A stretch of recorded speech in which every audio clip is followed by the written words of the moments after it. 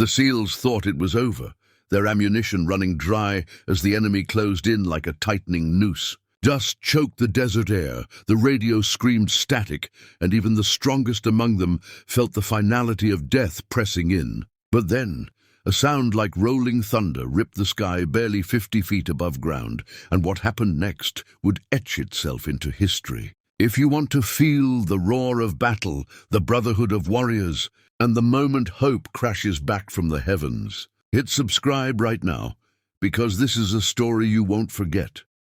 The mission had gone from clean precision to bloody chaos in a matter of hours. The kind of operation briefed in air-conditioned rooms as surgical and flawless, but which, under the punishing glare of a hostile sun and the endless desert wind, dissolved into something primal and desperate. The SEAL teams stranded deep behind enemy lines, their extraction window missed, their supply dwindling. Their radio calls met only with static, a reminder that they were cut off, a forgotten fragment of a war zone that had suddenly turned against them. And as dusk fell, they realized the noose was tightening, enemy fighters pouring through the ridges like a black tide. RPG flashes against the rocks, sniper rounds whining past their ears, the comforting rattle of their rifles replaced by the sharp clicks of empty magazines. And yet the SEALs held inch by inch, bloodied hands gripping weapons that were down to their last rounds.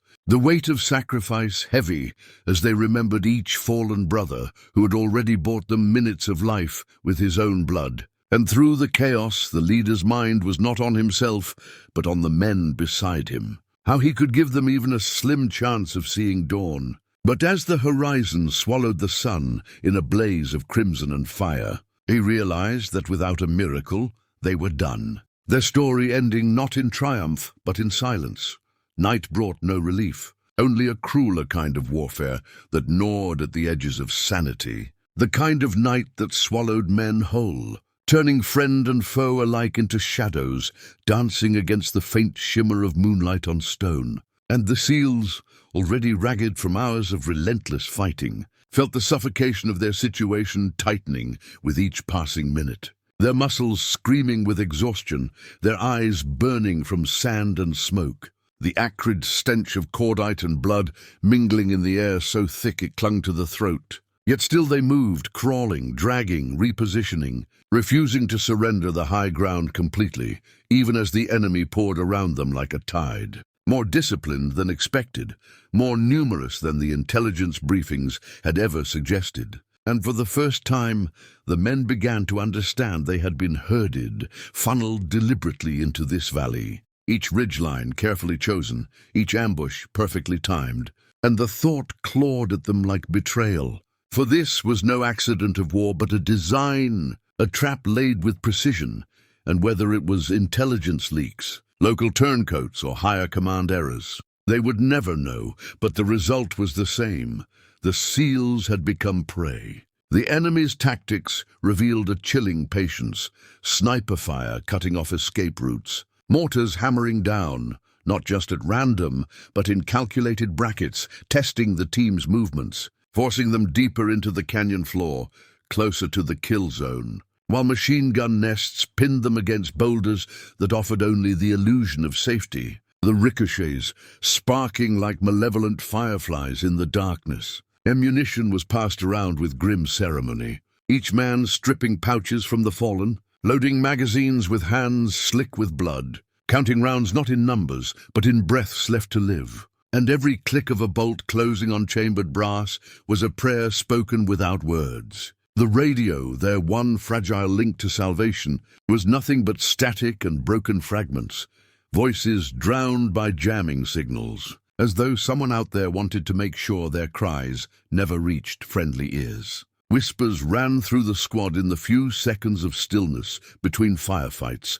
Maybe higher command had abandoned them. Maybe their grid coordinates had been marked red on some cold operations board as expendable, acceptable casualties in the arithmetic of war. That thought was poison, yet it strengthened something primal in them too. For a SEAL's creed was never built on guarantees, but on defiance, on fighting when every rational voice said stop, on pushing forward when hope itself had been stripped away. And so they hardened, biting back despair, forcing themselves into the brutal rhythm of combat, rationing water by sips, ammo by seconds, and courage by ounces, because there was no other choice. And still the enemy pressed closer. Shapes moved along the ridge like jackals circling a dying lion, voices chanting in the night, their morale rising as they smelled blood, their weapons flashing, tracers slicing through the air in red streaks like burning veins across the black sky.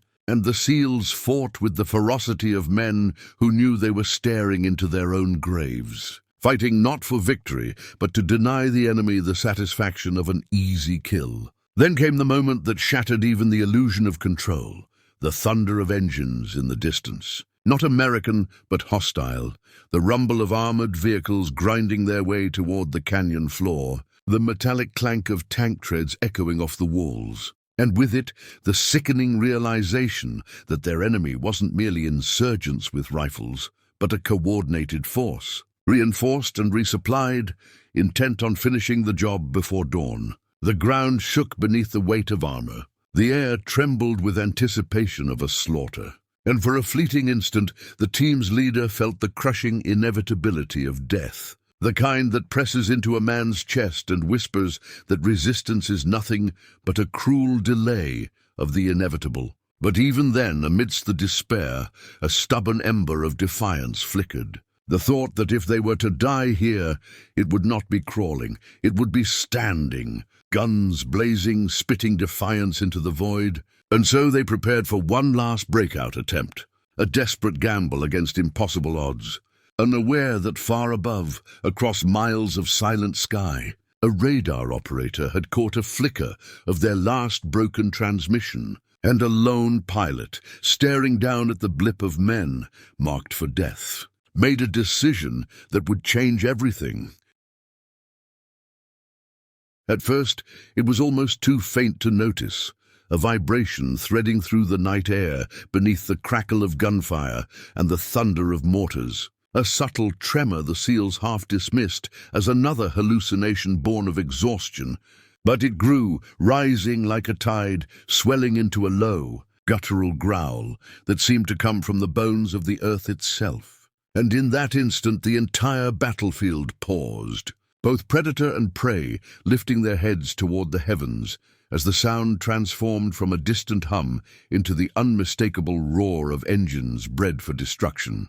A roar that carried weight, history, vengeance. The A-10 Thunderbolt was a machine unlike any other, ugly in silhouette yet beautiful in its brutality, a beast carved for war, its engines howling like a storm as it descended from the darkness above, not from a safe altitude, but skimming barely 50 feet above the ground, so low that the pressure of its wake sent dust spiraling from the canyon floor and rattled loose stones down the cliffs. The enemy faltered, rifles lowering as instinct screamed at them that something beyond their comprehension had entered the fight. And then the scream of the GAU-8 Avenger cannon tore open the night, a sound so raw, so thunderous, that it drowned everything, the shouting, the gunfire, even the beating of terrified hearts, a sound like the sky itself had chosen sides. The rounds struck with terrifying precision, depleted uranium slugs ripping into armored vehicles,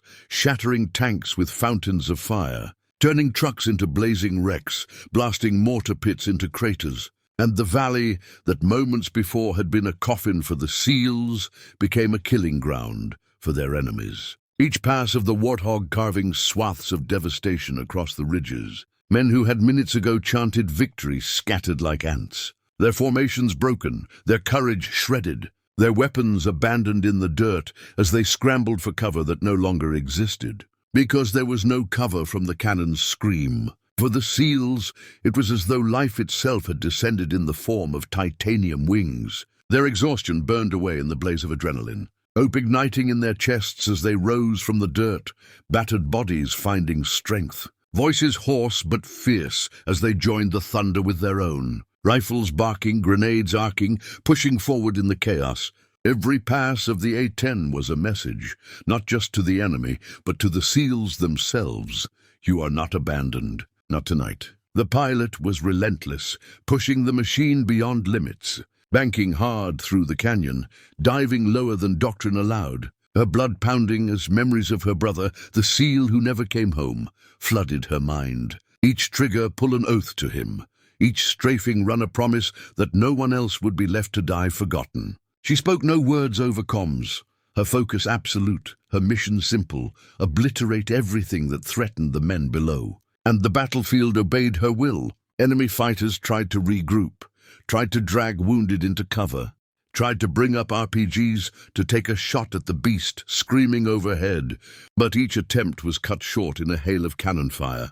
The GAU-8's thunder silencing them mid-breath, mid-motion, mid-life. The ground quaked, rocks shattered, flames rose higher, and through the maelstrom the SEALs fought like men reborn, pushing into enemy lines that only hours earlier had seemed insurmountable, cutting down foes with a fury fueled by survival, their unity stronger now than ever. For they were not just fighting for their lives, but to honor the machine and the pilot who had chosen them, who had refused to let their story end here. And yet, even amidst the chaos, danger still lurked. For the enemy was not entirely broken.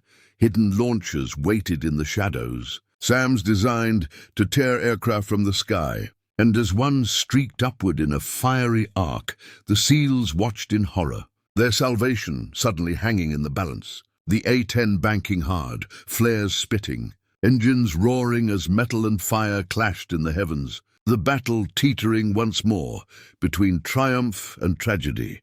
When the smoke cleared and dawn stretched its pale light across the valley, the battlefield lay in ruins, the silence broken only by the crackle of fires and the distant groans of twisted metal. And against all odds the SEALs still stood, battered and bloodied but alive, their boots planted on scorched earth that hours before had been their grave. Above them the A-10 circled once, dipping its wings in salute before banking toward the horizon, its thunder fading but never forgotten. A reminder that salvation sometimes comes in the form of steel and fury when hope is gone. As medevac birds finally descended to pull them from the wreckage, the men exchanged glances heavy with gratitude and disbelief, knowing that their survival was no accident, but the defiance of a pilot who refused to let them die.